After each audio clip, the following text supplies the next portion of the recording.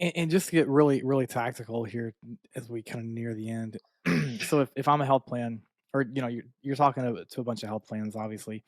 So if I'm a health plan, where do I start? Am I, with this double dip concept, am I finding the measures where I'm closest to get from decline to no change, or from no change to improvement?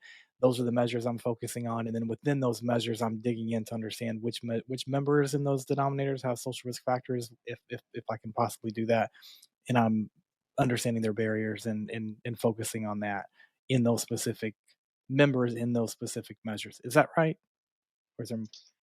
It's both and, unfortunately. So, like there are it, if you approach it from the numbers game and letting the numbers like actually drive the strategy, well, two things. Understand your SRF members, full stop, period, right? Mhm. Whether they're in your HEI, whether they're in the improvement measure, go take a look because it's the right thing to do, right? Figure this out. Um, and understand your member mix in the SRF group too. I mean, people are talking about duals a lot, but at least when we've been fortunate enough to kind of dive into the actual member level data with our clients, your member mix might be completely different than your competitors who's also looking for that point two reward factor in a similar service area, right? They might be mostly SNP in the SRF group, whereas you might be, I don't know, 15% disabled, right? And those are not the same thing. Just like race and ethnicity is not a monolith, neither are SRFs. So you really have to, I would say, become a much more educated consumer of your own data, uh, and and and know your data and your members really well. Once you do that, though, you have to do both of those things and then put them together, right? And figure out, okay, here's the strategy for improving the health of the population, and here's the strategy for accommodating star snap. And sometimes those are going to overlap, and sometimes they're going to diverge a little bit where you have to kind of like walk and chew gum at the same time, and that's okay.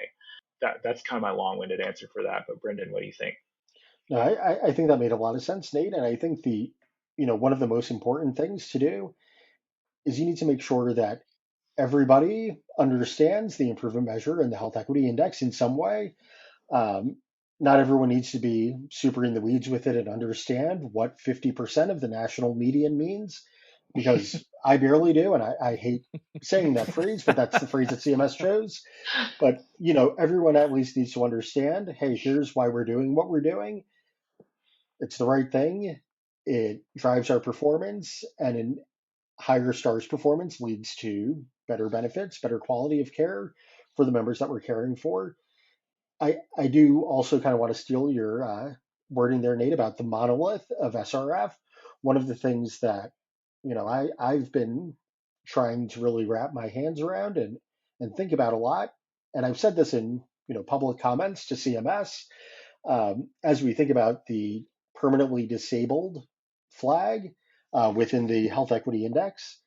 There are a lot of things that could put you on that permanently disabled flag or joined Medicare because of permanent disability. It could be behavioral health conditions. It could be intellectual disabilities. It could be a physical condition. You can't treat this disabled population as, hey, they're disabled. Here's what we need to do for them.